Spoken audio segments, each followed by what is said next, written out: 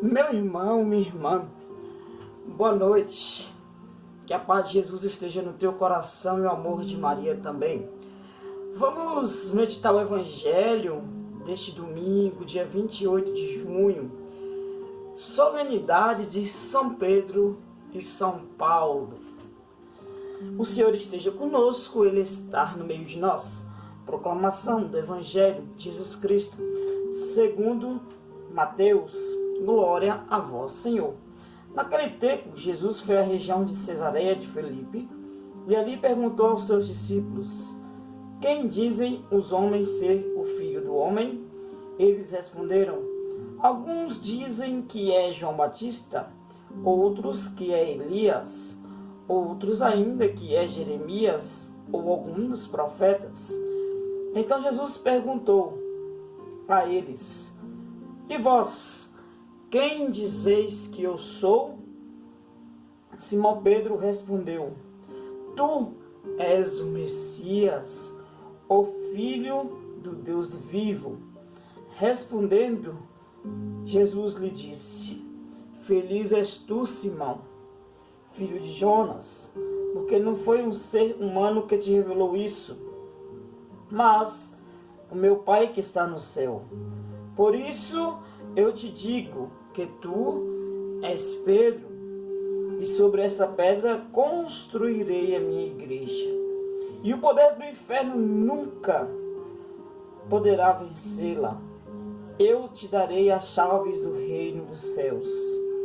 Tudo o que tu ligares na terra será ligado nos céus. Tudo o que tu desligares na terra será desligado nos céus. Palavra da salvação. Glória a vós, Senhor.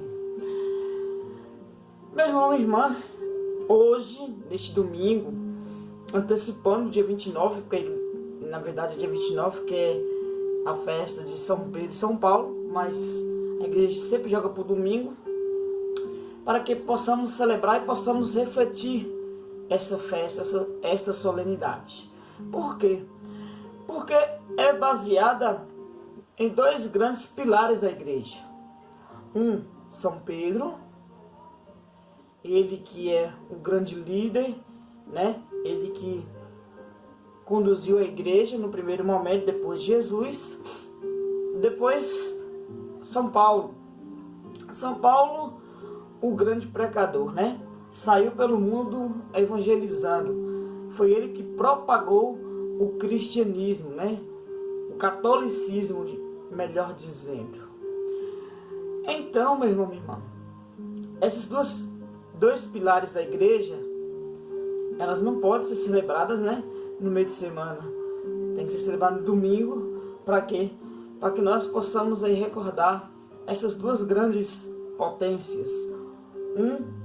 Um grande chefe, administrador, o outro um grande pregador, um grande anunciador do Evangelho.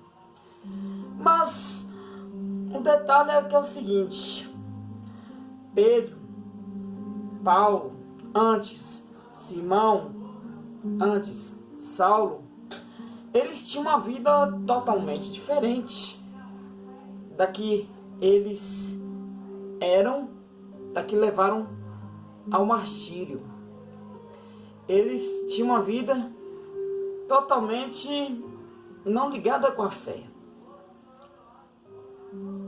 né? Não ligada com a fé cristã. Por exemplo, Pedro era um pescador, empresário, tinha lá a empresa dele lá, né? Entre ele e os irmãos, pescava tudo, né? Era um homem humilde, pescador de peixes, analfabeto, mas muito inteligente, grande administrador dos negócios.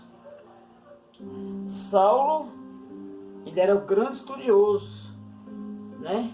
Entendia muito da religião lá, e por isso perseguia os cristãos. Não aceitava de forma nenhuma o cristianismo. E quem se declarava a favor de Jesus, ele perseguia e mandava matar. Vejam, duas pessoas que aos olhares humanos, para nós era, se nós olharmos, é impossível achar aí conversão, achar aí uma pessoa nova, né? Mas Deus é Deus. Jesus, Ele sabe o que faz. Ele olha para o íntimo da pessoa, olha para o íntimo de nós e vê aquilo que nós podemos dar de melhor. Ele olha com um olhar transformador. E foi assim que aconteceu com os dois. Ele transformou a vida de Simão, né? A partir de hoje você será pescador de homens. E Saulo, Saulo, Saulo, por que me persegues? E aí transformou também a vida de Saulo. De perseguidor, agora arrebanhou um bocado de gente para Deus. O que nos mostra isso, meu irmão, minha irmã? Duas coisas. Nós não temos poder de julgar ninguém. Muitas vezes nós olhamos com o nosso olhar humano, um olhar que julga por fora mesmo, né? Aquela pessoa não presta, aquela pessoa é má, aquela pessoa não sabe amar ninguém, aquela pessoa não odia todo mundo, faz fofoca todo mundo, né? É um ladrão, uma prostituta e assim por diante, né? Mas nós esquecemos que nós devemos olhar com um olhar divino, com um olhar amoroso, com um olhar que é misericordioso, que transforma a vida das pessoas. Porque Deus, Ele vai além, Ele conhece a história da pessoa. Ele vai lá no profundo, no íntimo. E nós muitas vezes não somos capazes de chegar lá. Por isso, nós não temos esse poder de julgar, né? E aí, por isso que Jesus, Ele acreditou, Ele sabia. Ele olhou para eles e viu que a vida deles poderiam ser transformada através deste olhar. E foi transformada. E por isso também você, meu irmão e minha irmã, não tenha medo de dizer sim a Deus. Não tenha medo. Vejam essas pessoas que não eram dado nada, assumiram o projeto de Deus e chegaram onde chegaram. Grandes líderes da igreja. E nós muitas vezes temos medo de assumir as coisas de Deus. E é Deus que nos chama, assim como Jesus chamou lá eles, Jesus também nos chama. Por isso nós não devemos ter medo de assumir aquilo que Deus nos chama, aquilo que Deus nos propõe. Pode ter certeza que seremos muito felizes. E o evangelho de hoje vem mostrar principalmente essa figura, a figura de Pedro, né? A figura de Pedro. Conta o evangelho de Mateus que Jesus vai para Cesareia de Filipe. A região de Cesareia de Filipe era a região onde o povo cultuava o imperador. Jesus, ao fazer essa proposta de hoje, quer dizer que ele é maior que todo e qualquer imperador, né? Mas antes disso, vale a pena recordar. Jesus, ele envia seus discípulos em missão, certo? Depois que Jesus pregou, curou, agora ele envia os discípulos em missão. Aí depois que eles retornam em missão, Jesus pergunta: e aí, o que o povo está dizendo de mim aí? Aí o pessoal fala, né? Os discípulos: um diz que é Elias, outros dizem que é um dos profetas grandes aí e tal, né? Jesus fica pensando, né? Poxa, pelo menos eles me entendem como um dos grandes profetas, mas eles ainda não entendiam que era o Filho de Deus, né? Então, o povo ainda não entendia que era o Filho de Deus. E aí Jesus pega e vira para os discípulos e pergunta: e vós, quem dizeis que eu sou? Essa pergunta Jesus também quer dizer perguntar para nós hoje nesse dia. Perguntar para cada um de nós: e vós, quem dizeis que eu sou? E nós temos que saber responder também. Saber reconhecer quem é Jesus para nós, quem é Jesus para a nossa vida. No Evangelho, quem responde é Pedro. Pedro fala para Jesus: tu és o Messias, o Filho do Deus vivo. Vejam que quem responde é Pedro. E é para mostrar isso aí. Era Pedro que falava em nome do grupo. Era Pedro que já liderava ali na frente do grupo. Então, aí já se manifesta que quando ele fala, tu és o Messias, quer dizer que tu és o enviado de Deus. Tu és o Filho do Deus vivo. Então ele reconhece aí sim, a presença real de Jesus, o poderio de Jesus. Então, meu irmão, minha irmã, aí Jesus vê que o que moveu Pedro a falar isso foi não somente o humano, mas sim o divino. O Espírito agiu em Pedro e o impulsionou a dizer isto. E aí Jesus vai falar, feliz de tu, Simão, que não foi nenhum ser humano que revelastes, mas o meu Pai, através do Espírito Santo que te revelou. Então mostrando ali que já Deus escolheu Simão para que pudesse suceder Jesus aqui na caminhada da igreja da terra.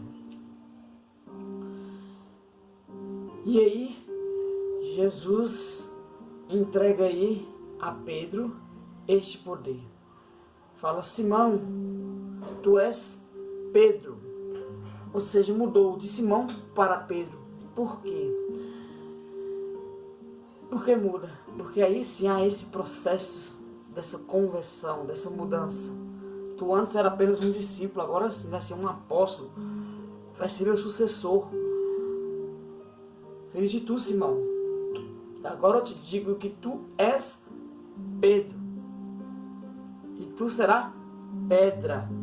E sobre esta pedra edificarei, construirei a minha igreja. E isso que é a certeza para nós católicos, apostólicos, romanos. Nós somos a verdadeira igreja de Cristo. Por quê? Porque nós vimos da sucessão apostólica. A nossa igreja está fundamentada nos discípulos, nos apóstolos. E por isso que ela sempre teve, sempre terá um líder, que é o sucessor de São Pedro. Hoje nós temos como sucessor o Papa Francisco. Não há uma outra igreja fundada por Cristo. A católica é a única. Foi a Pedro que Jesus deu essa autonomia, essa autoridade. Ele não falou para Martim Lutero, lá do Lutero, sobre essa pedra edificarei minha igreja. Não falou para Edir Macedo, não falou para Valdomiro, não falou não. Falou para Pedro. E por isso nós devemos nos orgulhar, porque nós estamos na verdadeira igreja de Cristo. Na verdadeira igreja de Cristo. Porque Ele deu a Pedro este poder de ligar e desligar. Tudo que você ligar na terra será ligado no céu. Tudo que desligar no céu será desligado na terra. E assim sucessivamente. Ou seja, deu poder a Pedro de fazer com que o céu e a terra se andem juntos. A igreja aqui na terra com a igreja lá no céu andem juntas. Então por isso, meu irmão e irmã, nós temos que ter essa certeza. E temos que ter essa felicidade. Porque Jesus Cristo deu a nós essa igreja bonita, edificada nos apóstolos. Sobre aí a liderança de São Pedro. Que nesse dia possamos aí sim rezar pelo nosso Papa, o Papa Francisco, para que ele continue governando a igreja nossa com sabedoria, fazendo o que for necessário, olhando principalmente pelos nossos pobres, por aqueles que são excluídos, assim como o próprio Cristo fez. Que possamos rezar pelos nossos bispos, que são os sucessores dos apóstolos, os nossos padres, que são os nossos pastores, todo o povo de Deus, que possamos rezar nesse dia, nessa noite, por todos eles. E termos a certeza que estamos na verdadeira igreja de Cristo. Se você não encontrou, porque você não abriu seu coração. Mas Cristo está presente na nossa igreja sim. Não adianta ficar de galho em galho pulando aí, não encontrei Jesus. Não encontrou porque você não abriu seu coração. Então que possamos nesta noite nos alegrar com o testemunho destes dois grandes apóstolos, São Pedro e São Paulo. Que o testemunho deles possa edificar a nossa vida, a nossa história. Amém? Rezemos nessa noite, pedindo a Deus a bênção da família. Senhor Deus, Pai de todos nós, derramai pelo vosso Espírito de amor todas as bênçãos necessárias para a nossa família reunida em nosso lar, para que cada um de nós cumpra a sua missão seguindo o vosso plano de amor para o bem de todos. Senhor, que a nossa família assim abençoada seja uma verdadeira imagem da vossa Trindade, na unidade, na ação e na vida em comum. Amém. Rezemos também nessa noite, meu irmão, minha irmã, uma Ave Maria, pedindo a mãezinha que interceda a Deus por cada um de nós nesta noite. Ave Maria, cheia de graça, o Senhor é convosco. Bendita sois vós entre as mulheres, bendito é o fruto do vosso ventre, Jesus. Santa Maria, Mãe de Deus, rogai por nós, pecadores, agora e na hora de nossa morte. Amém. Rezemos nessa noite pedindo ao Santo Anjo do Senhor para que venha nos guardar e nos proteger.